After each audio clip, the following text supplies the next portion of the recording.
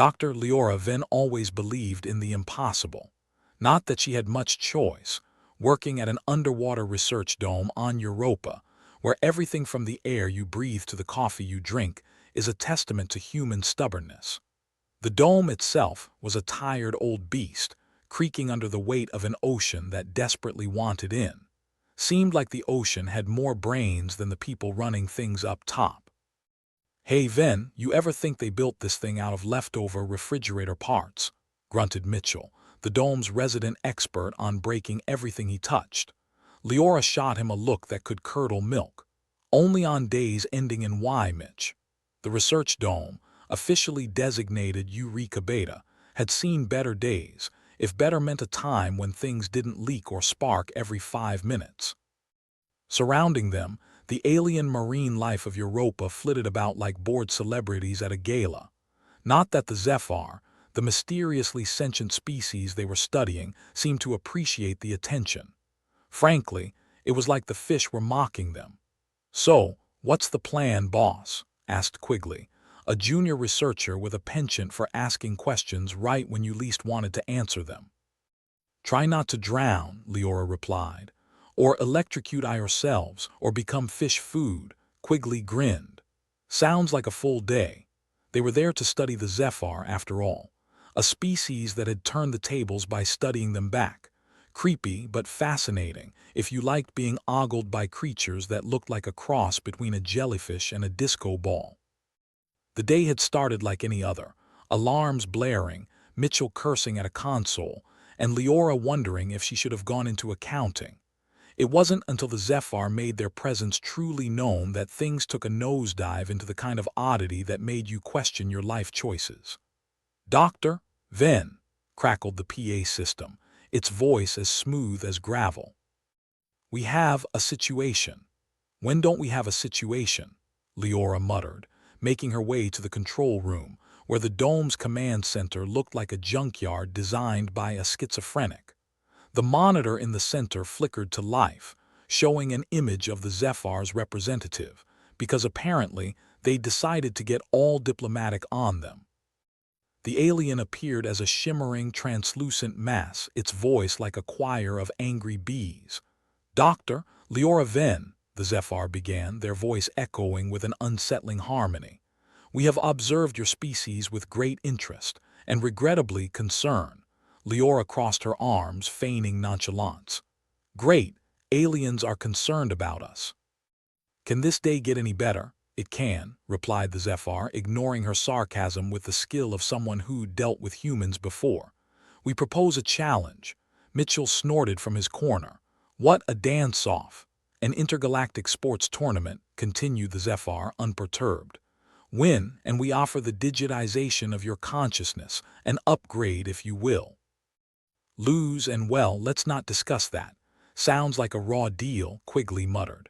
"What do they even want with our consciousnesses?" "Probably to load them into their version of Netflix," Leora replied, though her mind was racing through the implications. "Great, we're entertainment now." The Zephyr paused, their luminescent form pulsing with what might have been amusement. "Consider this a chance for greatness. Or a chance to see how much worse things can get," Leora muttered. The conversation ended as abruptly as it began, leaving the dome's crew staring at one another like they'd just realized they were all extras in a bad sci-fi movie. "What the hell just happened?" Mitchell finally asked, breaking the silence. "Looks like we need to assemble a team," Leora said, her voice teetering on the edge of disbelief. "And maybe find out what the hell kind of sports these aliens are into." Quigley looked thoughtful. "I don't suppose they mean intergalactic ping-pong." "If only," Leora sighed. "Get your gear together, folks. We're going to have to find the most athletic nerds in the galaxy." She could hardly believe the words coming out of her own mouth. An intergalactic sports challenge. The Zephyr had to be pulling their tentacles, but the stakes were too high to ignore. Digitizing consciousness, what did that even mean? Uploading them to some cosmic cloud, leaving their bodies behind like forgotten suits. As the crew scrambled to figure out what their next move would be, Leora couldn't help but chuckle darkly. Here they were, humanity's best and brightest, about to participate in an alien game show. The universe had a twisted sense of humor, no doubt about it. "Dr. Venn," Quigley called out. "What if we lose?" "Well, Quigley," Leora said, strapping on her gear, "then I guess we find out if the afterlife has a buffet." The crew exchanged nervous laughs, the kind that hinted they were all just a little too aware of how out of their depth they were. The Zephyr, with their cryptic offer and bizarre challenge, had thrown them into a game none of them had planned to play. But that's the thing about humans. They never knew when to quit. As Leora led her team toward the dome's exit, she felt a strange mix of dread and excitement. If there was one thing they could count on, it was their ability to adapt to the absurdity of life in space. After all, they were scientists, explorers, survivors. Now, apparently, athletes. "Ready for the biggest game of our lives, people," Leora called, her voice echoing off the dome's walls. Mitchell adjusted his gear with a smirk. "Hell, it's not like we had anything better to do." And with that, they stepped forward, leaving the safety of their creaky dome for the unknown challenges of the alien depths, a place where rules were as fluid as the ocean they inhabited. As they descended into the murky waters, the dome shrinking behind them, Leora couldn't shake the feeling that they were swimming headfirst into a cosmic punchline. But what choice did they have? The game's afoot, and there was no turning back. The Zephyr awaited, their intentions murky as the sea around them, ready to test humanity in ways they'd never imagined. Leora only hoped they were ready for whatever twisted version of intergalactic sports awaited them. "Remember," she said, her voice barely audible over the hum of their gear, "we're not just playing for ourselves. We're playing for everyone back home." Quigley nodded, a determined look on his face.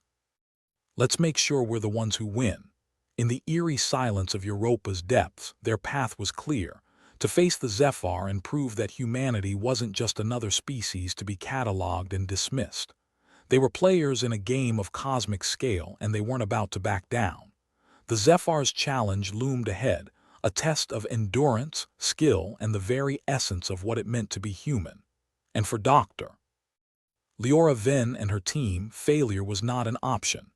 The intercom crackled with static as Leora led her ragtag crew into the conference room, where Harvin Jacks, the dome's engineer extraordinaire, was engrossed in his favorite pastime, glaring at a panel of blinking lights as if sheer will would stop them from misbehaving. "Hey, Harvin," Leora called, breaking his trance. "You heard the news?" Harvin turned, his expression a mix of curiosity and perpetual disgruntlement. "You mean the part where our fate's decided by fish with an attitude problem?" "Yeah, caught that bit." "Great," she replied, rolling her eyes. "So, thoughts?" Harvin scratched his chin, his voice gruff and sardonic. "I think the Zephyr are bored, and we're their new playthings. Never thought I'd be contemplating my mortality because of a cosmic jellyfish." Rizaf Finn, resident biologist and part-time optimist in this dreary band of misfits, chimed in from across the room. "To be fair, Harvin, they've got their reasons. We're poking around in their backyard. Maybe they just want to see if we can swim with the big fish. Or maybe they just want to see if we can flop convincingly," Mitchell quipped, tapping a console with the kind of care usually reserved for landmines. Leora sighed, rubbing the bridge of her nose. "Let's cut to the chase. We're in a bind. Refuse the challenge and we're instantly digitized." Quigley looked up from his notes, eyes wide. "And by digitized, you mean?" "Ripped from our bodies and stored like last year's tax returns," Leora said with a grim smile. "Not my idea of a good time." "Well, isn't that just a kick in the cosmic pants?" Harvin grumbled. "So either we play their game or become jellyfish data." "Lovely." Rizal leaned forward, a glimmer of hope in her voice. "Maybe there's a chance we can actually win. We don't even know what the sport is yet. Knowing our luck, it's probably underwater chess," Mitchell muttered, fiddling with a loose wire. "And we left our chess master back on Earth." Leora clapped her hands, drawing everyone's attention. "All right, folks, let's focus. We need to figure out what we're dealing with. Train for whatever insane challenge these aliens throw at us. Riza, you're our biology expert." Any chance you've got insight into these jellyfish antics? Rizal looked thoughtful. The Zephyr are intelligent, that's for sure. They communicate through bioluminescence, patterns, and flashes. Maybe it's more about coordination and communication than brute strength. Quigley scribbled notes, his pen moving at light speed. So, synchronized swimming but with jellyfish. Leora chuckled darkly. Wouldn't that be a sight? Us flailing about while the Zephyr glide through the water like they own the place. Mitchell snorted. Just as long as I don't end up in a sequin Speedo, I'll cope. Focus, people, Leora urged. We need a plan. If there's one thing humans are good at, it's improvising under pressure. Harvin leaned back, arms crossed. But first, we need more intel. What do we know about Zephyr sports? Rizal shrugged. Not much, honestly, but I suppose we could try analyzing their behavior, their environment. Quigley tapped his chin, lost in thought. Maybe we can simulate their games somehow, see if we can reverse engineer their moves. Leora nodded. Sounds like a start. Harvin, can you rig something up with the equipment we've got? You mean this heap of glorified scrap metal we call a control room? Harvin grinned wryly. Sure thing, just don't blame me if the lights go out. Wouldn't be the first time, Mitchell added, earning a round of chuckles. All right, let's get to it, Leora said. The sooner we understand their game, the sooner we can start training. As the team dispersed to prepare for their rendezvous with Destiny or an alien sports extravaganza, Leora couldn't help but marvel at her crew's adaptability. They were scientists, not athletes, yet here they were, preparing to dive into an interspecies competition with stakes higher than the Europa ice shelves. Harvin was already hunched over a console, fingers dancing across keys with the precision of a man who'd spent more time fixing broken things than sleeping. Rizal was poring over data, her brow furrowed in concentration. Mitchell, ever the tinkerer, was elbow-deep in a junction box, muttering to himself as he worked. And then there was Quigley, scribbling furiously in his notebook, his enthusiasm a beacon in the gloom. I think I've got it, he declared, waving a hand. A training regimen based on what we've observed of their behavior. Lay it on us, Leora encouraged. All right, so the Zephyr move in coordinated patterns, right?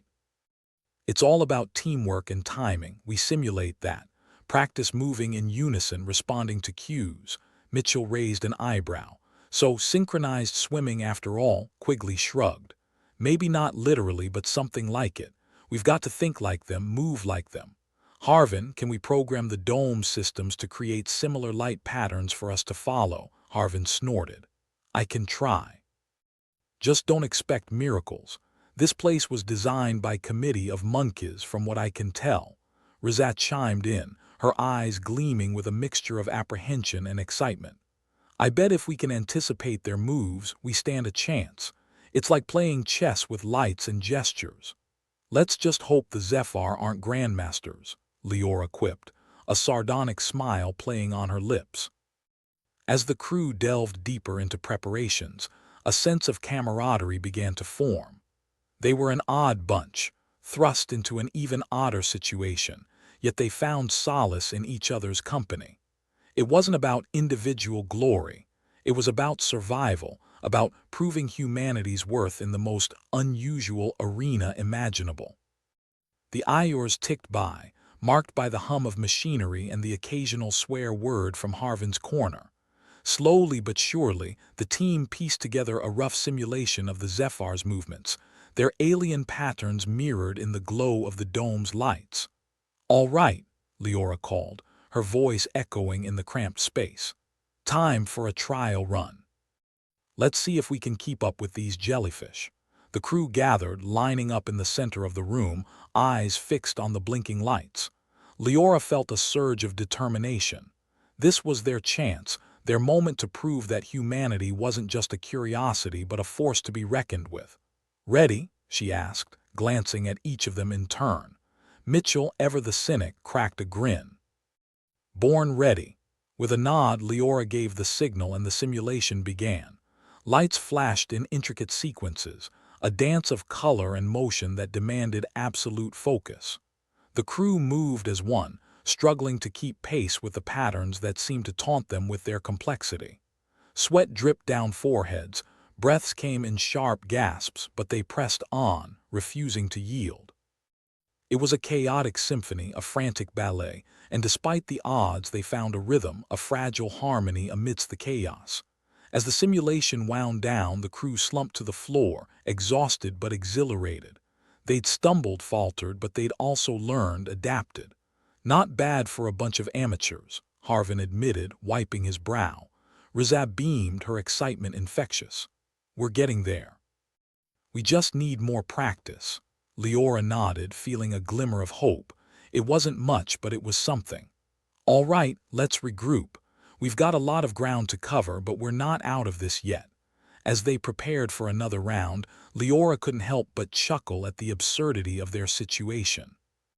Here they were, a motley crew of scientists, training for an alien sport in a creaky dome at the bottom of Europa's ocean. If that wasn't the definition of human perseverance, she didn't know what was. And as they readied themselves for the next challenge, Leora knew one thing for certain. They were going to give those jellyfish a run for their money.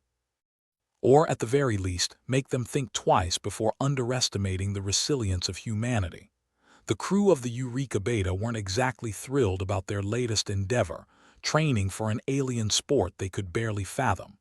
But here they were, a ragtag bunch of scientists trying to make sense of a cosmic jellyfish challenge. If that wasn't commitment, or insanity, Leora Venn didn't know what was. All right, folks, Leora announced, trying to sound more confident than she felt. We've got to adapt our human physiology to this alien sport. Suggestions? Mitchell shrugged, already elbow-deep in the guts of a malfunctioning console. How about we grow gills and tentacles? That seems like the most logical solution. Harvin Jacks rolled his eyes, perched at his usual spot by the control panel. Sure, Mitch. I'll just whip up a gene splicer in between fixing this rust bucket.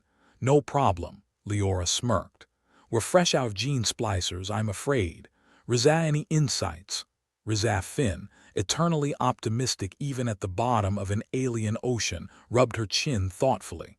The Zephyr seemed to operate on a whole different level of coordination. Maybe we should focus on improving our own communication and reaction times. Quigley was scribbling away in his notebook, his enthusiasm a rare bright spot in their otherwise grim situation. We could try incorporating some tech, like augmented reality or enhanced suits. Enhanced suits, huh? Mitchell said, his interest piqued. Maybe Harvin can work his magic on that. Harvin chuckled dryly. Magic, huh? More like duct tape and luck, but I'll see what I can do. Leora clapped her hands together, drawing everyone's attention. All right, let's split up. Harvin, see if you can come up with some gear to help us out. Rizah, analyze those light patterns. Mitchell, keep this place from falling apart. And Quigley, keep taking those notes. As the crew dispersed to tackle their respective tasks, Leora couldn't help but marvel at their resilience. They weren't just scientists confined by the weight of Europa's ocean. They were pioneers, forging a path through the unknown with nothing but wits and a stubborn refusal to quit. Harvin was already hard at work, muttering to himself as he rummaged through a pile of spare parts. Enhanced suits, he repeated, shaking his head. Might as well try turning lead into gold while I'm at it. But beneath the gruff exterior was a man who thrived on challenges. Harvin knew every nut and bolt of this dome like the back of his hand. If anyone could jury-rig a solution, it was him. Got anything yet? Leora asked, peering over his shoulder. Harvin held up a contraption that looked like a cross between a wetsuit and a Christmas tree light. Tada, enhanced suits, sort of. They'll light up in response to certain movements, maybe help us sync up. Leora's eyebrow shot up. And they're waterproof, right? Harvin snorted. Waterproof, explosion-proof. Hell, they might even make coffee. Give him a try. Meanwhile, Rizah was knee-deep in data, eyes flickering across a screen filled with Zephyr light patterns. It's all about the timing, she mused aloud to herself. Like a dance, only more. Floaty, Quigley nodded, jotting down notes. So we follow the patterns, anticipate the next moves. Simple enough in theory. In theory, Rizah agreed, but practice is a whole other beast. Or jellyfish in this case. The crew gathered once more, donning Harvin's makeshift suits. The lights blinked sporadically, casting an eerie glow that reminded Leora of a rave gone wrong. "All right, team, let's see if we can move like jellyfish." The simulation kicked off, lights pulsing in a sequence that was as mesmerizing as it was maddening. The crew did their best to keep up, stumbling over each other like drunken penguins on ice skates. "Watch it, Mitch," Leora snapped as Mitchell almost collided with her. "Sorry, boss. It's hard to see through all this bioluminescent nonsense," Mitchell grumbled, trying not to trip over his own feet. "Focus, people," Leora barked. "This is our best shot," and slowly, painfully, they began to find a rhythm. The suits helped, their blinking lights forcing them to stay in sync with one another. It wasn't perfect, far from it, but it was something. As the session came to an end, the crew collapsed in a heap, panting and exhausted. Even Harvin was impressed, though he'd never admit it. "Not bad for a bunch of landlubbers." Rizaz smiled, wiping sweat from her brow. "We're getting there, it's just a steep learning curve." "Steep like a cliff," Mitchell added, groaning as he sat up. "But hey, at least we didn't drown." Quigley nodded, scribbling furiously. "We just need more practice. We can do this." Leora nodded, a steely determination in her eyes. "All right, let's regroup and try again. We're not out of this yet." As they readied themselves for another round, Leora felt a spark of hope. It wasn't much, but it was enough to keep them going. They were adapting, learning, becoming something more than just scientists. They were survivors, fighting for their place in the universe, even if that meant mastering the art of jellyfish sports. Days blended into one another as they trained, each session a grueling test of endurance and ingenuity. Harvin continued to tweak the suits, adding whatever features he could cobble together from the dome's spare parts. They might not have been pretty, but they worked, most of the time. Rizaz and Quigley spent countless hours analyzing Zephyr patterns, their understanding growing with each new piece of data. "It's like a language," Rizaz mused. "If we can crack the code, we might just have a chance." Mitchell kept the dome running, his hands perpetually stained with grease and sweat. "As long as this place doesn't implode, I'm happy," he remarked one evening, wiping his brow with a rag. "And maybe if we survive, I'll write a book, How to Keep Your Underwater Dome from Becoming a Submarine." Leora chuckled, appreciating the levity amidst the tension. It was the little moments that kept them sane after all. "I'd buy a copy," she said, smiling. "Could be a bestseller." Despite their progress, tension simmered beneath the surface. Fatigue was taking its toll, fraying tempers and testing patience. Harvin's grumbling grew more frequent, and even Rizaz's optimism dimmed occasionally. But Leora knew they couldn't afford to falter. The stakes were too high. They had to be ready for whatever lay ahead, whether it was a challenge or an amicable game of intergalactic chess. And so, they pushed on day after day. The crew worked tirelessly, determined to prove that they were more than mere curiosities in the eyes of the Zephyr. They were humans, resilient and clever, capable of rising to any challenge, even one as absurd as this. Finally, the day came when they felt ready, or as ready as they'd ever be. They gathered in the conference room, suited up and prepared to face the unknown. "All right, team," Leora said, her voice steady despite the butterflies in her stomach. "Let's show these jellyfish what we're made of." Mitchell grinned, his usual sarcasm tempered by determination. "Here's hoping they appreciate slapstick." Harvin nodded, arms crossed. "Just remember, if anything goes wrong, blame the person next to you." Rizaz chuckled, though her eyes betrayed a hint of nervousness. "We've got this. We've come too far to back down now." Quigley took a deep breath, clutching his notebook like a lifeline. "Let's do it." With a final nod, Leora led her crew into the unknown, their makeshift suits glowing like beacons in the murky depths. The simulation began, lights flashing in a complex choreography that demanded all their focus. They moved as one, a coordinated unit navigating the alien patterns with a grace they hadn't known they possessed. It wasn't perfect, but it was enough to keep them in the game. "Keep it up," Leora urged, her voice barely audible over the hum of the machinery. Mitchell stumbled, but Harvin caught him, pulling him back into the rhythm. "Careful, Mitch. "We're not done yet." "Thanks," Mitchell grunted, regaining his balance. "Thought I saw a jellyfish there for a second." Leora felt a surge of pride as she watched her crew work together, their determination unyielding. They weren't just surviving, they were thriving. As the simulation wound down, they stood together, breathless and victorious. They'd done it, proved that they could rise to the occasion even when the odds were stacked against them. "Not bad," Harvin admitted, a rare smile tugging at his lips. "Not bad at all." Rizab beamed, her eyes shining with excitement. "We actually did it. We moved like jellyfish." Quigley nodded, scribbling furiously. "We just need to keep practicing." "We're getting closer." Leora couldn't help but grin, her heart swelling with pride. They'd come a long way from the uncertain crew that had first faced this challenge. They were a team now, united by a shared goal and a bond forged in the depths of Europa's ocean. As they prepared for another round, Leora felt a renewed sense of purpose. They weren't just playing an alien sport. They were fighting for their place in the cosmos, proving that humanity was a force to be reckoned with. And as they faced the unknown, Leora knew one thing for certain. They were going to give those jellyfish a run for their money, or at least, make them think twice before underestimating the resilience of humanity. The stakes were high, but so was their determination. And as they dove back into the fray, Leora knew they had what it took to rise to the challenge, no matter what lay ahead. The underwater arena lit up in garish hues as the Zephyr began their peculiar version of a sports event. Picture synchronized swimming, but with more existential dread and less water ballet. The Eureka Beta crew, clad in their makeshift glow-in-the-dark suits, floated at the ready. They were less a well-oiled machine and more a herd of cats in zero-G, but who's keeping score?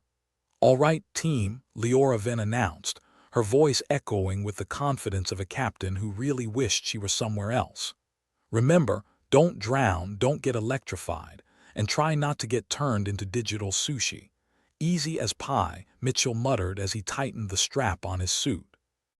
If pie was made of razor blades and humiliation. Harvin Jack snorted, arms crossed as he floated, looking like a grizzled walrus who'd seen one too many icebergs. "Just follow my lead, and we might just make it out with our atoms intact." As the Zephyr light patterns began their dizzying dance, the crew did their best to keep up. It wasn't so much about grace as it was about survival, like trying to waltz through a minefield without a scratch. Mitchell flailed and collided with Quigley, who was busy scribbling notes even as he floated. "Watch it, Quigley," Mitchell snapped. "Sorry, I'm just documenting our imminent failure," Quigley replied, his notebook a mess of scribbles that probably resembled modern art more than useful data. Rizaf Finn, ever the optimist, was somehow managing to keep her movements almost in sync with the Zephyr. "Come on, guys. Just pretend it's a rave and you haven't slept in 48 hours, or a Monday," Harvin grumbled, dodging a particularly fast-moving light pattern. The simulation raged on, a chaotic ballet of flickering lights and increasingly desperate humans. Just when it seemed like they might just pull it off, the lights shifted, a move none of Leora's crew had anticipated. It was like the Zephyr decided halfway through that they were bored and flipped the board for fun. It was a narrow defeat, the kind that stings worse than an open-handed slap at a family reunion. The crew floated in the aftermath, panting and blinking like goldfish unexpectedly dumped into the ocean. "Well, that sucked," Leora said, not bothering to sugarcoat it. "Sugar was for winners." "Pretty sure I was just outsmarted by a glowing jellyfish," Mitchell said, rubbing his eyes. "Should have asked for directions." Razaz still had that glimmer in her eye, though it dimmed ever so slightly. "We were close. We just need to anticipate their moves better," "Sure," Harvin grunted, "or grow extra limbs overnight. Whichever's easier." As they debriefed, a Zephyr representative, who looked like a cross between a chandelier and a squid, drifted over. Its bioluminescent body pulsed softly, communicating through a series of light flashes and ultrasonic hums only partially translated by the crew's tech. "Congratulations," the translator chirped with a mechanical cheerfulness that did little to hide the sting. You have participated admirably. Admirably my ass, Harvin muttered, loud enough for everyone to hear. He never was one for subtlety. We invite you to join our digital utopia, the Zephyr continued, where consciousnesses thrive free of physical constraints. Digitized, huh? Leora chewed on that word like it was a piece of gristle. Only downside, we end up as cosmic Wi-Fi. Rizal was intrigued, if cautiously so. But if it's a utopia, I mean, what's the catch? That's the oldest trick in the book, Mitchell scoffed. Promise paradise, deliver purgatory. Sounds like a vacation package I once signed up for. Still, something nagged at Leora. She couldn't shake the feeling that there was more to the Zephyr's invitation than met the eye or bioluminescent appendage. Later, as the crew gathered in their dingy conference room, the air was thick with both tension and the tang of recycled oxygen. Leora, ever the leader, scanned her team. They looked like a group of schoolkids forced to redo a group project at the last minute, minus the enthusiasm. All right, team. We need to figure out what the Zephyr are really up to, Leora said, her voice a mix of determination and barely concealed annoyance. Quigley scribbled something in his notebook with a flourish, then raised his hand like a kid in class. Maybe they're not as benevolent as they seem. Digital utopia could be just a fancy way of saying permanent hard drive storage. Great, Harvin grunted. Always wanted to be an app. Rizaf folded her arms, pensive. Their patterns might hold a clue. Maybe there's a message in there they're trying to convey. Leora nodded, pondering, or a warning. If they're trying to lure us in, there might be more to it. Yeah, like a Venus flytrap, Mitchell interjected. Only we're the flies, and they're the plant of doom. The crew mulled over this new revelation, their minds whirring like overworked engines. What if the Zephyr's game was less about sport and more about something sinister? The stakes had just escalated from a bad day at the office to existential crisis levels. Let's crack those light patterns open, Leora commanded. See if we can find anything that resembles screw you, humans in Morse code. Rizal and Quigley immediately got to work, their fingers flying over keyboards, eyes glued to the screen as they analyzed the data from their recent match. Harvin and Mitchell tinkered with the suits, trying to enhance their performance for the next inevitable round of humiliation. You know, Harvin said, his tone as dry as the Martian desert, if we survive this, we should patent these suits. Call it How Not to Die in Space. The fashion line, limited edition, Mitchell replied, not missing a beat. One size fits all. Because if it doesn't fit, you're probably dead. Leora watched her team, a peculiar mix of pride and dread bubbling within her. They were a ragtag bunch, their expertise cobbled together like a jigsaw puzzle with missing pieces. But they were hers, and she was determined to see them through this. As the hours ticked by, tension simmered beneath the surface, the clock a constant reminder of their impending digital doom or salvation, depending on how optimistic you were feeling. Spoiler, not very. Finally, Rizal and Quigley looked up, their faces a bizarre blend of triumph and confusion. We found something, Rizal announced, pointing at the screen. Leora leaned in, squinting at the patterns that had once seemed like nothing more than chaotic noise. Now they held a rhythm, a sequence of light and sound that suggested words. It's not just a game, Quigley said, excitement bubbling over. It's a test. They're looking for something, looking for what? Harvin asked, skepticism lacing his words. A good laugh or a way to understand us, Rizal offered, to see if we're compatible with their utopia. But why? Leora questioned, the pieces of the puzzle refusing to fit neatly into place. Why us? Why now? Maybe they're just lonely, Mitchell mused. Intergalactic match. Calm gone wrong. As they dissected the pattern, the crew realized that the Zephyr weren't just testing their physical prowess. They were probing their mental resilience, their adaptability. It was a search for something deeper, something that lay beyond mere sport. Leora felt a chill run down her spine, her instincts screaming that there was more at play here than they could see. The Zephyr's intentions were murky at best, and the stakes were higher than any of them had anticipated. This wasn't just about winning or losing. This was about survival in a cosmos that was as indifferent as it was vast. "All right," Leora said, her voice firm as she looked at her team. "We need to be ready for anything. We keep digging until we figure out what they want and how to stop them from turning us into virtual wallpaper." Harvin cracked his knuckles, a rare grin tugging at his lips. "Guess it's time to show these jellyfish who's boss." "Just what I always wanted," Mitchell remarked, a sardonic edge to his voice. "To be a hero in a galactic game show." Rizza and Quigley nodded, their determination renewed. The crew had been dealt a harsh hand, but they were far from folding. They were scientists, engineers, survivors, and now, reluctant players in a game that could determine their very existence. As they prepared for the next encounter, Leora knew they had to stay sharp, stay focused. The Zephyr might have thought this was just a game, but for the Eureka Beta crew, it was a fight for their lives. "Let's give them a show they won't forget," Leora declared, her words met with a chorus of agreement. And as they faced the unknown depths once more, the crew of the Eureka Beta was determined to play their part, not as victims but as champions, ready to prove that humanity was not so easily conquered. Even in the face of digital oblivion, they would stand united, refusing to be mere data in the vastness of space. Morale on the Eureka Beta had plummeted faster than Mitchell's mood after his third cup of recycled coffee. The crew were feeling the weight of the universe pressing down on them, and the universe felt like it had been hitting the gym. After consecutive losses to the glowy squid overlords, their spirits were about as high as a snake's belly in a ditch. Leora Venn, the reluctant ringleader of this circus, sat in the corner of the conference room. The dim lighting flickered in sync with the ship's overworked life support systems. She looked around at her crew, noting the defeated slumps, the exhausted eyes, and the kind of silence that suggested everyone was contemplating their life choices and not coming up with good answers.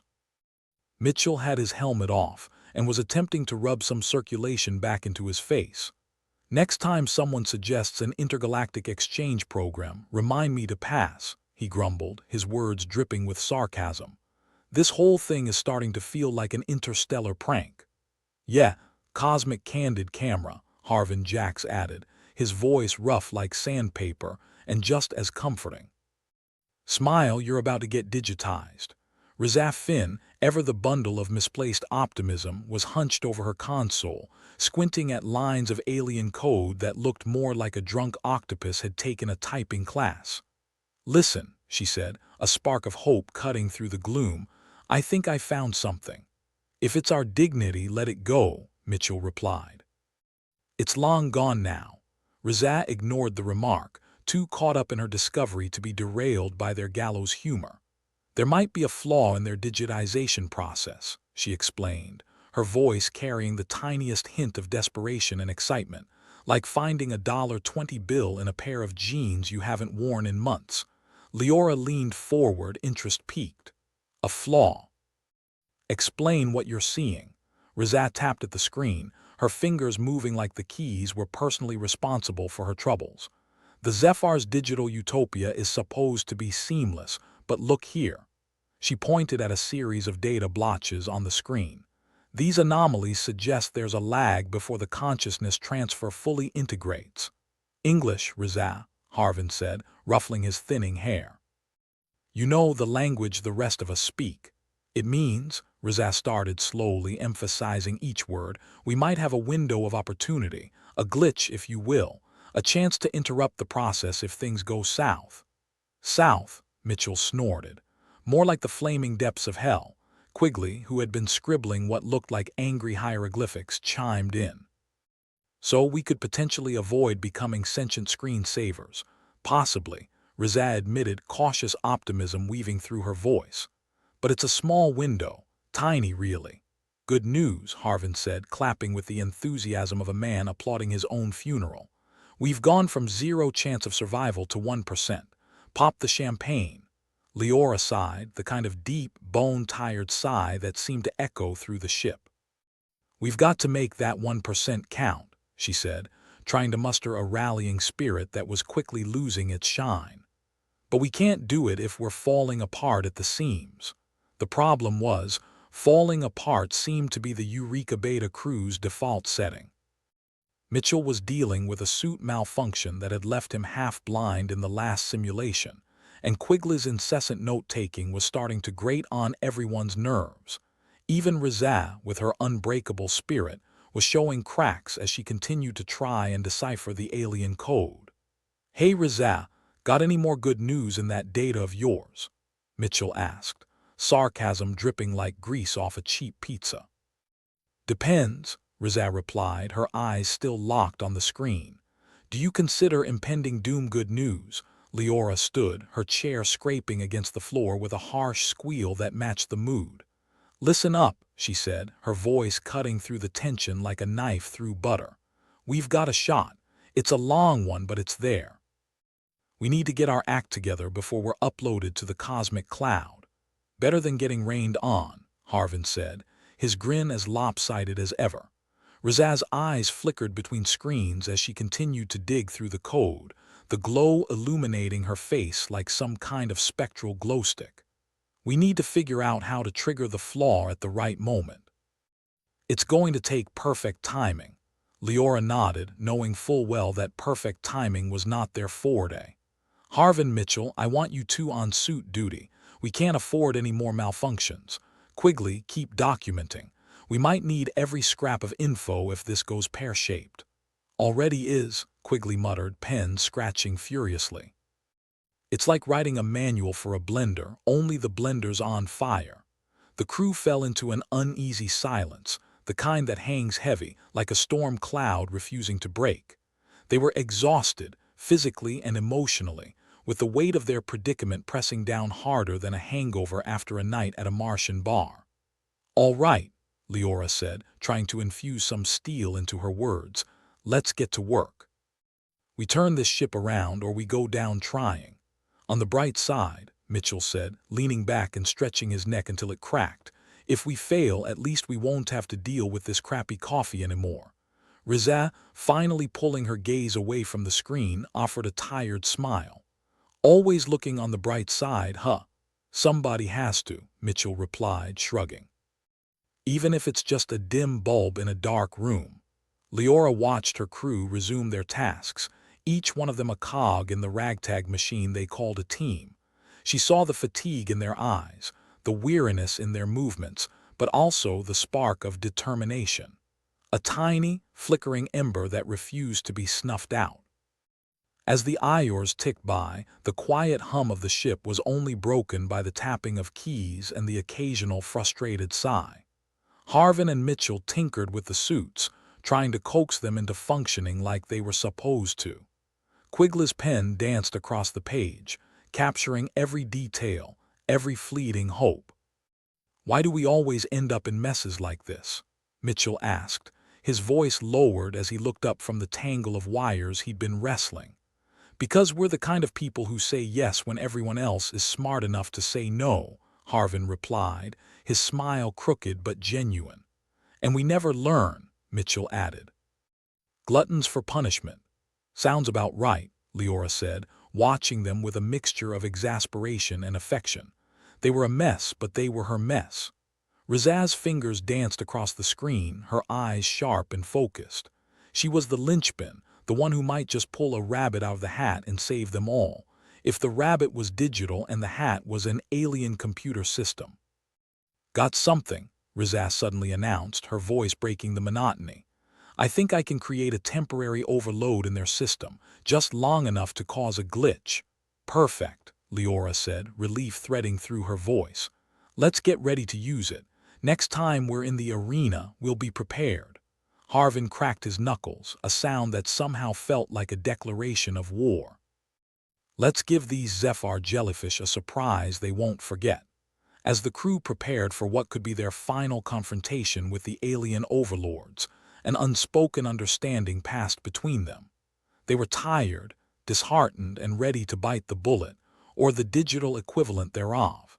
But they were also united, bonded by their shared desperation and the grim determination to see it through to the bitter end. They might not have been the best or the brightest, but they were the ones who were there, and sometimes showing up was half the battle. "Let's show these Zephyr what it means to be human," Leora said, her voice carrying the weight of their hopes and fears. "We might be down, but we're not out." The crew nodded, their expressions set in grim determination. They were ready to fight for their lives, even if the odds were against them. Because when you're up against the wall, sometimes all you can do is push back. "All right, team," Leora said, her voice steady as she looked at each of them in turn. "One last time. Let's make it count." With that, they turned back to their tasks, the flickering lights painting their faces in shades of determination and defiance. It was their darkest hour, but they were ready to meet it head-on. Because in the end, the Eureka Beta crew was more than just a team. They were survivors. And in a universe full of uncertainty, that was the one thing they could always count on. The Eureka Beta's life support systems wheezed like an asthmatic elephant, but that was just par for the course when your ship was held together by equal parts duct tape and wishful thinking. Leora Venn, perpetually on the edge of a stress-induced migraine, surveyed her team with the weary eyes of a mother herding particularly troublesome children. "All right, team," Leora began, aiming for inspiring but landing somewhere closer to tired motivational speaker. "We've got one shot at this. Let's make sure our suits aren't about to betray us." Harvin Jacks, our resident rough-voiced pessimistic tinkerer, was already knee-deep in his own personal disaster. Boss," he called out, sounding like a man who'd just found a spider in his cereal. "Got a bit of a situation here." Everyone turned to look as Harvin's suit decided to put on a light show, sparking like a malfunctioning fireworks display. The sight was equal parts alarming and strangely festive, like a party you really didn't want to attend. "Harvin, are you trying to electrocute yourself for fun, or is this just a special occasion?" Mitchell quipped, leaning back with the kind of smirk that made you want to punch it off his face. "Not intentionally," Harvin grumbled, fumbling with the control panel like a man trying to defuse a bomb with oven mitts on. "But I could use a hand before I become a crispy critter," Leora sighed, the kind of sigh that comes from leading a team of misfits through one existential crisis after another. "Rizah, can you help him out? And maybe explain why our suits are more temperamental than a toddler after nap time." Rizah Finn was already on her feet, moving with the precision of a woman who knew her way around a complex problem, or at least pretended to. "Coming," she said, shoving a stray lock of hair behind her ear. "Let's see what the hell is wrong with this thing." As Rizah knelt beside Harvin, poking at the suit's innards with the confidence of someone who had read the manual, though, in this case, the manual probably resembled ancient hieroglyphics, Mitchell cracked his knuckles and watched the scene unfold. "You know," he remarked, "it's like our stuff has a death wish. More like a death pact," Harvin corrected, tossing a burnt-out component to the side. "They want to take us with them." Rizah rolled her eyes, fingers dancing over the controls. "Can we focus on not dying together? I'd like to keep that off today's agenda." "Suit yourself," Mitchell replied, grinning. "But the afterlife might have better coffee." Leora pinched the bridge of her nose, feeling the tension coiling like a spring. "Less chat, more fix. We need those suits functional before we can even think about trying Rizah's glitch plan." Right," Harvin muttered, as his suit finally decided to stop its impromptu disco routine. "Try not to get shocked to death." Check. As they worked, it became clear that Rizah's discovery had done more than just shine a light on the team's potential demise. It had also sparked a kind of grim determination. The kind that comes when you're pretty sure you're going to die, but you'd rather not make it easy for the universe. Quigley, ever the diligent scribe, looked up from his furious note-taking. "So, assuming we don't all fry ourselves, what's the plan for this arena showdown?" Leora glanced at Rizah, who had finally succeeded in coaxing Harvin's suit back to life. "Once the suits are stable, we need to test the timing of this system overload trick," she said. "If we get it right, we might just get a chance to stick it to the Zephyr." "Love a good underdog story," Mitchell said, cracking his neck. Just hope this one doesn't end with us as intergalactic roadkill. Harvin, now free from his electrical predicament, nodded. So, we're basically banking on Rizaz's discovery to save our collective asses. Sounds about right, Rizaz shot back, her grin all teeth. No pressure. Perfect, Harvin said, though his expression suggested he'd rather be anywhere else, like a dentist's chair or a tax audit. I always wanted my obituary to mention alien sports. Well, at least it's not a boring way to go, Leora mused, trying to inject some levity into the bleak prospects. Getting digitized by glow-in-the-dark squids has a certain flair to it. Over the next few hours, the crew worked with a kind of frenetic energy that only comes when you're on the brink of what feels like certain doom. Suits were checked, rechecked, and tested until the threat of electrocution was more theoretical than imminent. Rizaz's temporary system overload hack was practiced in simulation after simulation, each attempt moving them closer to understanding how to manipulate the Zephyr's tech. By the time they gathered in the ship's cramped conference room, the mood had shifted from despair to something approaching cautious optimism, emphasis on the cautious. "All right," Leora began, standing at the head of the table like a captain preparing her crew for one last voyage. "We've got this." Rizaz figured out the timing. Harvin's suit is no longer a liability and Mitchell's. Well, Mitchell's still Mitchell. High praise, Mitchell said, offering a mock salute. "I'll take it." Quigley cleared his throat, pen hovering over his notebook. "So we're really doing this, betting everything on a glitch and hoping for a miracle. Something like that," Leora said, nodding. "But it's more than we had yesterday. And it's a hell of a lot better than waiting to be turned into digital fish food." Rizaz tapped her chin thoughtfully. "We've got a small window, so we need to be ready to hit the glitch as soon as we're digitized. It's gonna be tight, but I think we can do it." "That's the spirit," Harvin said, clapping her on the back. "Nothing like a little do-or-die to start your day right. Or end it," Mitchell added helpfully. "Depending on how things go. Let's focus on the do part," Leora interjected, shooting him a look. "I'd rather not add die to today's to-do list." The plan was risky, bordering on suicidal, but it was all they had. And if there was one thing the Eureka Beta crew excelled at, it was throwing caution to the wind with the reckless abandon of a teenager on spring break. The following day, they suited up with the precision of people who had finally accepted that today could be their last. Rizaz ran them through one final drill, ensuring everyone knew their roles, or at least had a vague idea of what was expected. "Remember," she said, her voice cutting through the intercom like a knife through hope. "The second we're in, we need to trigger the overload. Timing is everything." "No pressure then," Harvin muttered, adjusting his helmet. "Just life or death." Mitchell, leaning against the wall with the ease of someone who had already resigned himself to whatever fate awaited, chuckled. "Just another Tuesday, right?" Leora, standing at the airlock, took a deep breath. "All right, everyone. Let's make this one count."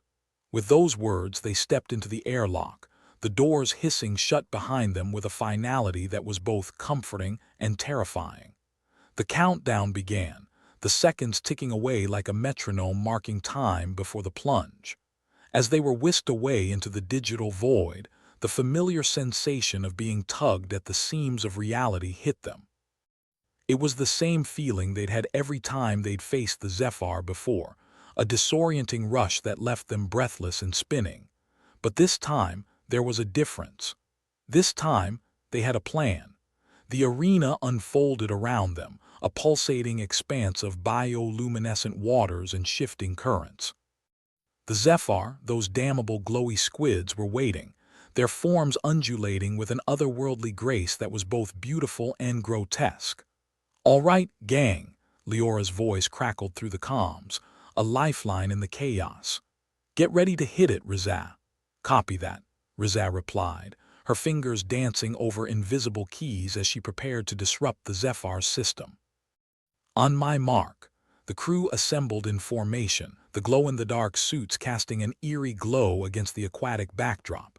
Each member was a crucial part of the plan, and for once they worked in unison, a well-oiled, if somewhat rusty, machine.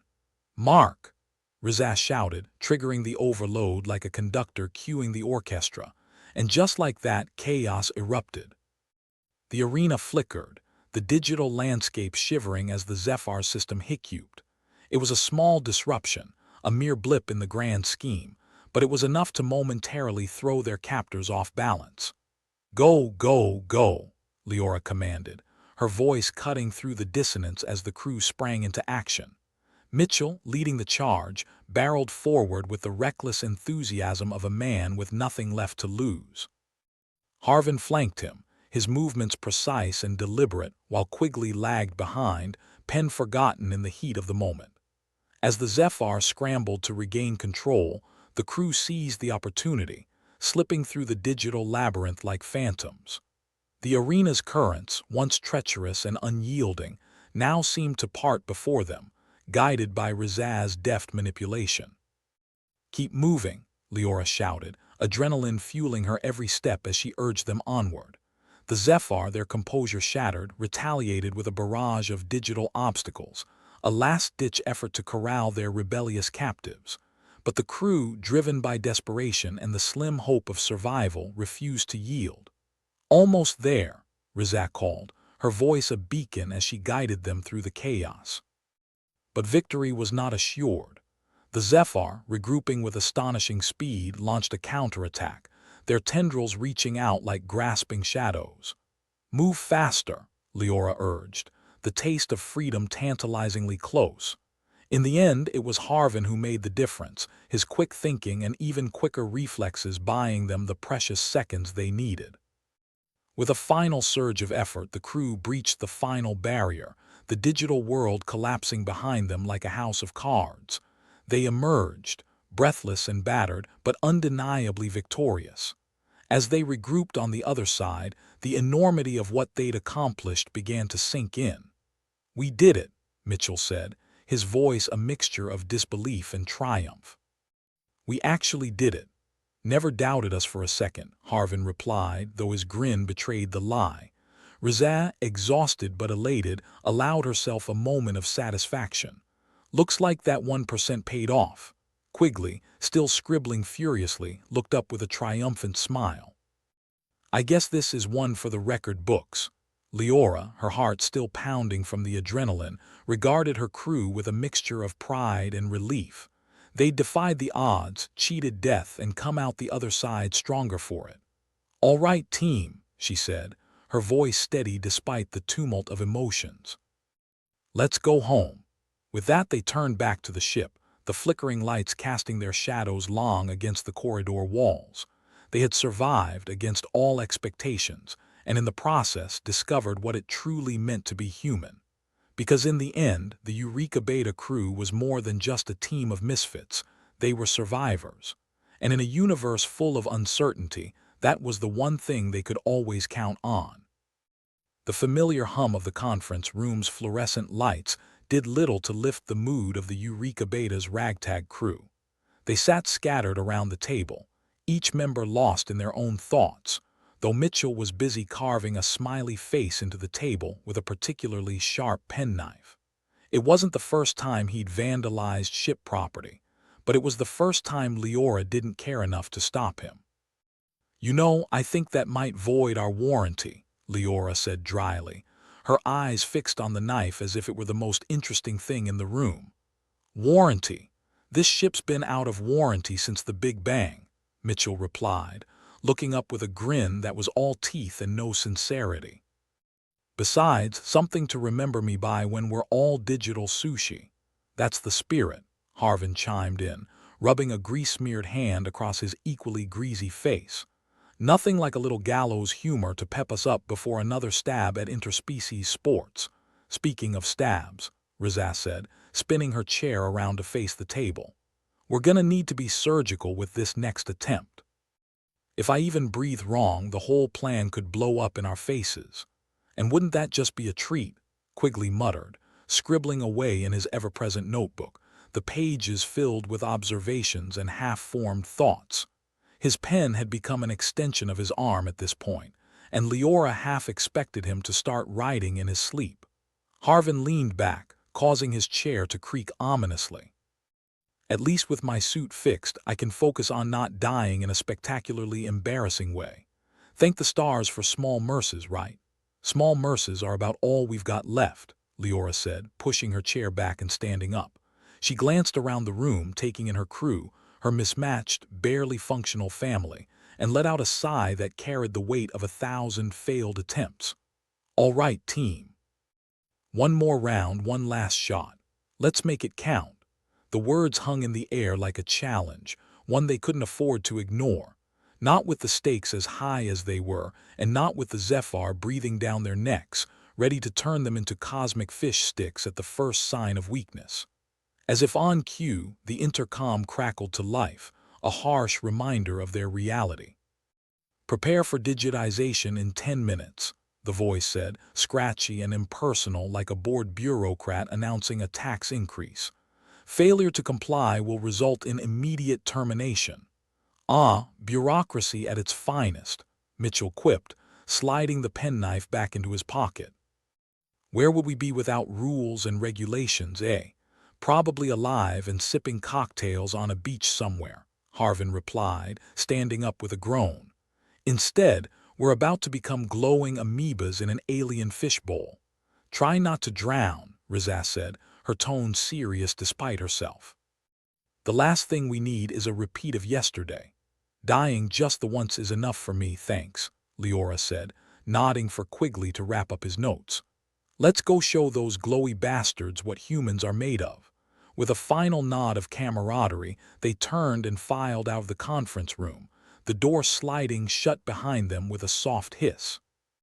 The corridor leading to the digitization chamber was silent except for the soft hum of the ship, each step echoing like a countdown to their fate. Cheer up, people, Mitchell said, his voice echoing in the narrow hallway. It's not every day you get to be a hero in your own underdog story. Or the punchline in a cosmic joke, Harvin muttered, earning a snort from Quigley.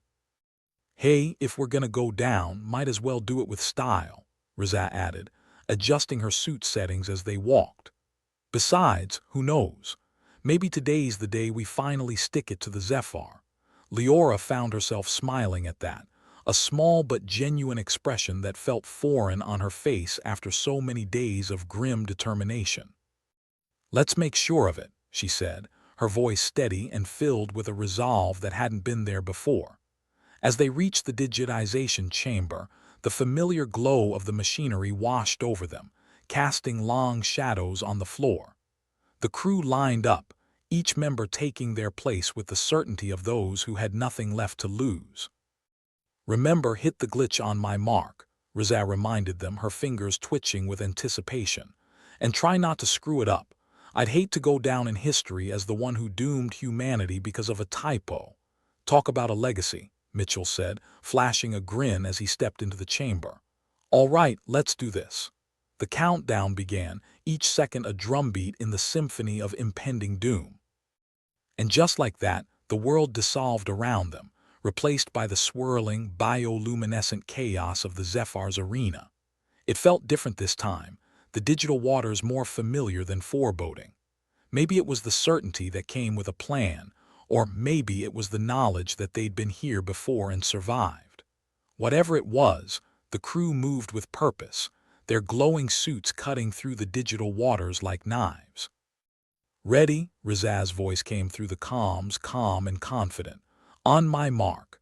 The Zephyr were waiting, their forms flickering in and out of focus as they prepared to engage.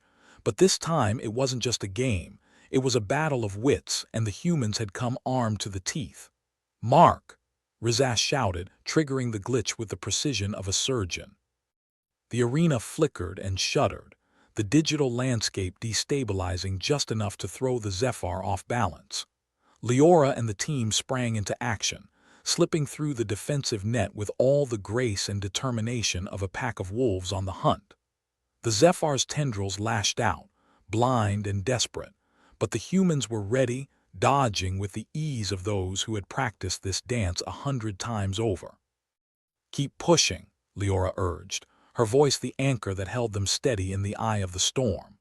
The Zephyr, regrouping with a speed that bordered on supernatural, countered swiftly, their attempts to regain control increasingly frantic. But the humans had momentum on their side, and as they moved deeper into the arena, it became clear that they weren't just playing the game, they were rewriting the rules. "Almost there," Rizaz said, her focus unwavering as she manipulated the digital threads with deft hands. "Just a little more." The tide of battle turned, the balance shifting in favor of the intruders. The Zephyr, unaccustomed to such resistance, faltered, their confidence unraveling alongside their code. Harvin, leveraging his suit's newfound precision, took the initiative, executing maneuvers that left the Zephyr reeling. His movements were a masterclass in controlled chaos, each step calculated to maximize disruption. "Take that, you glow-in-the-dark calamari," Harvin shouted, his voice a mixture of triumph and disbelief. Mitchell, seizing the opportunity, charged forward with reckless abandon, his laughter echoing through the comms as he weaved through the digital maze. "You wanted a show. You got it." The crew, emboldened by their teammates' success, pressed the advantage, their combined efforts pushing the Zephyr to the brink. The arena trembled, the digital facade on the verge of collapse as the humans closed in on victory. But just as the end seemed within reach, the Zephyr's leader emerged, a figure more defined and imposing than any they'd faced before. It floated before them, its bioluminescent form pulsing with an intensity that demanded attention. "Impressive humans," the leader's voice resonated through the digital ether, a melodic lilt that belied the gravity of its words. "Few have managed to challenge the Zephyr so effectively. You are intriguing." "Well, we aim to please," Mitchell replied, undaunted by the sudden appearance. "Though your hospitality leaves something to be desired." The leader's form shifted, its glow dimming as it regarded them with a contemplative air. "You have shown resilience, adaptability, traits we seek in allies." "Allies?" Leora asked, her skepticism palpable. "You mean this whole thing's been a job interview?" The leader's laughter was a sound like chiming bells, incongruous and surreal. "In a sense. We face our own challenges, an oppressive regime that demands obedience. We seek those who can help us forge a new path. So, all this digitization was just a test," Harvin said, shaking his head in disbelief. "Could have just asked nicely." "Our methods are unconventional but necessary," the leader admitted, its glow steady and unyielding. "Join us and you will have a place among the stars. Refuse and you will be free to return to your own world, richer for the experience." Leora exchanged glances with her crew, the weight of the decision pressing down on her shoulders. They had come looking for survival but found a chance for so much more. "All right," Leora said, her resolve firm. "We'll hear you out. But no more surprises and no more games." "Agreed," the leader said, its form shifting to accommodate the accord. As the arena dissolved around them, replaced by the tangible reality of their ship, the crew of the Eureka Beta stood together, united by their shared experience and the promise of a future yet unwritten. "So, what now?" Quigley asked, his pen poised to capture the next chapter of their journey. "Now," Leora said, a smile tugging at her lips, "we get some answers." And with that they turned to face the unknown, ready to embrace whatever awaited them beyond the stars. The room was thick with the kind of awkward silence usually reserved for waiting rooms and forced family gatherings. Leora Venn, leader of this ragtag band of cosmic misfits, sat at the head of the table. Her eyes flitted from one crew member to the next, finally landing on the shimmering figure of the Zephyr leader. It was like trying to negotiate a peace treaty with a lava lamp. So, Leora began, trying to inject a little confidence into her voice. "You need allies. We need not to be digital pate. Seems like we can work something out." The Zephyr leader's glow pulsed rhythmically. "Indeed. Your resourcefulness in the arena was enlightening." "That's one way to put it," Mitchell muttered, one hand idly carving a smiley face into the table. "If their negotiations went south, at least they'd have mood lighting." Harvin leaned forward, elbows on the table. His suit still smelled of oil and desperation. "All right, Glowy, what's in it for us? And don't say the experience. We're not signing up for a gap year in space. Advanced technology, the leader replied, its voice a mix of serenity and unyielding pressure. Knowledge that could secure your planet's future. Protection against the very forces that would see your species extinguished. Razaf Finn, ever the practical one, couldn't help but interject.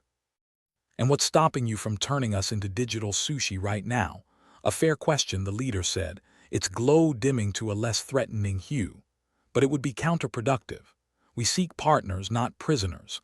Funny how all this talk of partnership comes after you've put us through a blender, Razaf said, her sarcasm as sharp as her skills with alien code.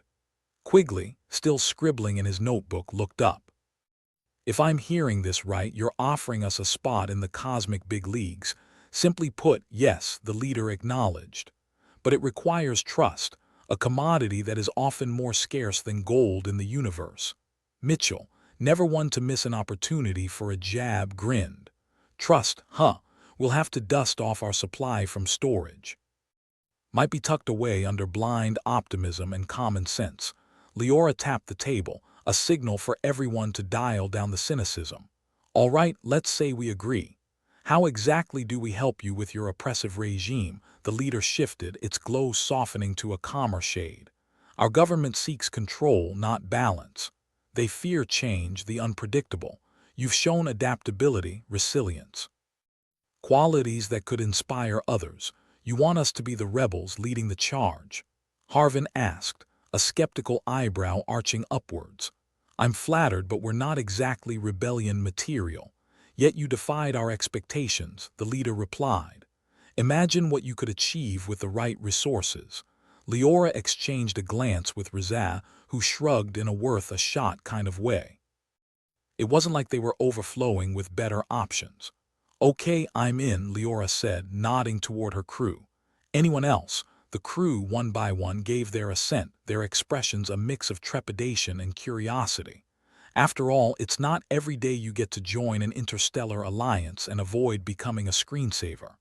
Then it's settled, the Zephyr leader said, its glow brightening with approval.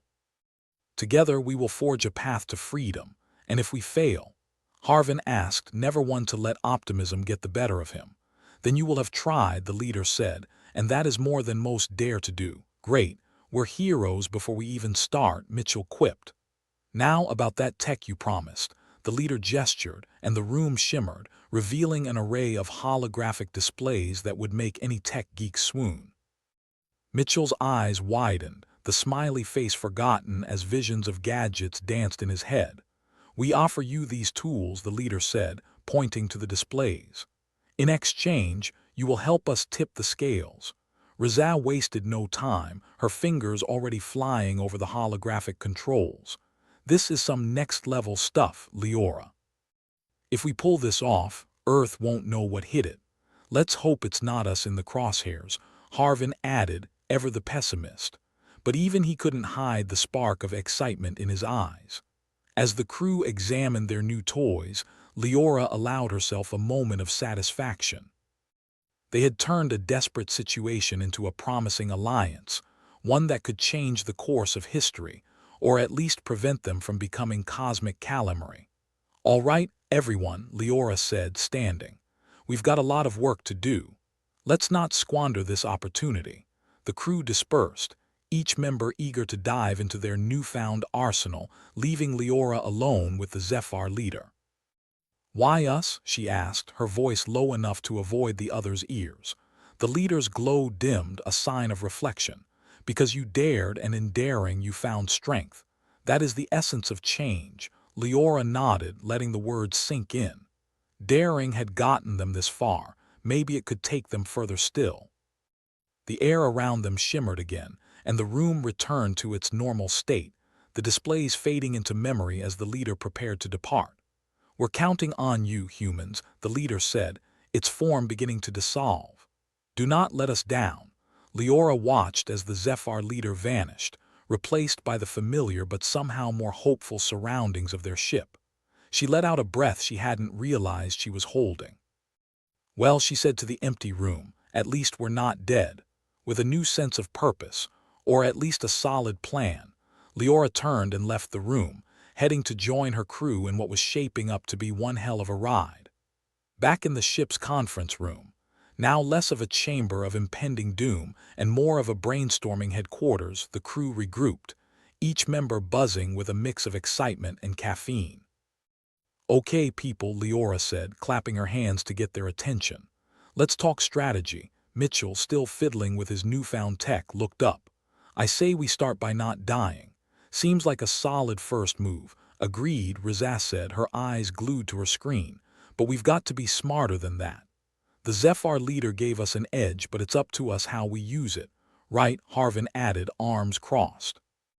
"We don't need to storm the castle, just weaken the foundations," subtly from Harvin. Mitchell mocked. "Didn't think I'd live to see the day." "Shut up," Harvin shot back, though his smirk suggested he didn't mind the banter. Leora leaned against the table, her mind racing through possibilities. "We need to identify their weak points, exploit their arrogance.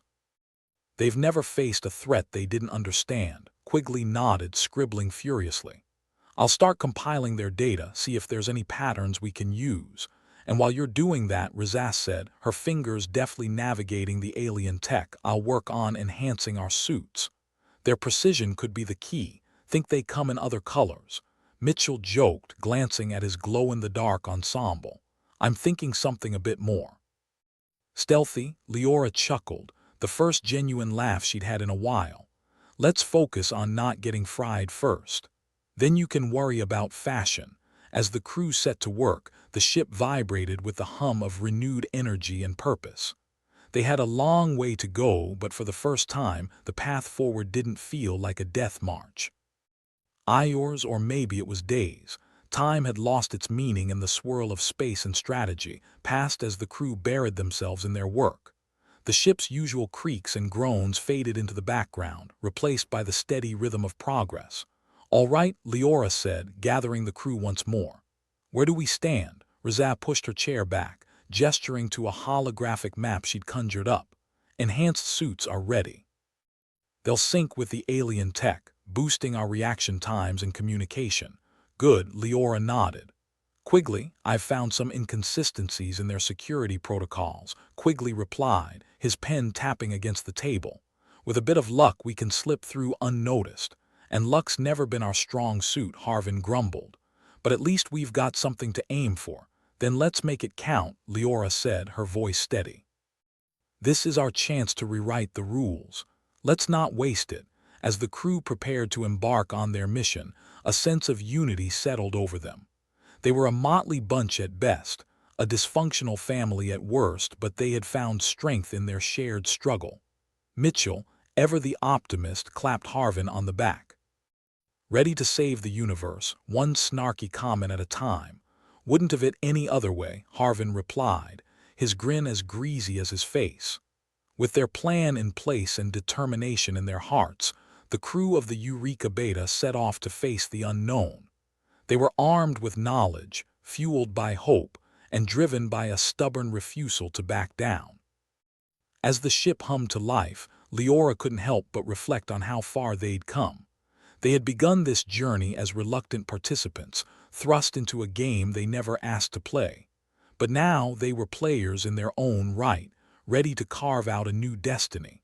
"Let's hope the universe is ready for us," Leora said, a smile playing on her lips. The ship surged forward, propelled by a mixture of duct tape, determination, and a healthy dose of human tenacity. And as they hurtled toward the stars, one thing was certain: the cosmos would never be the same.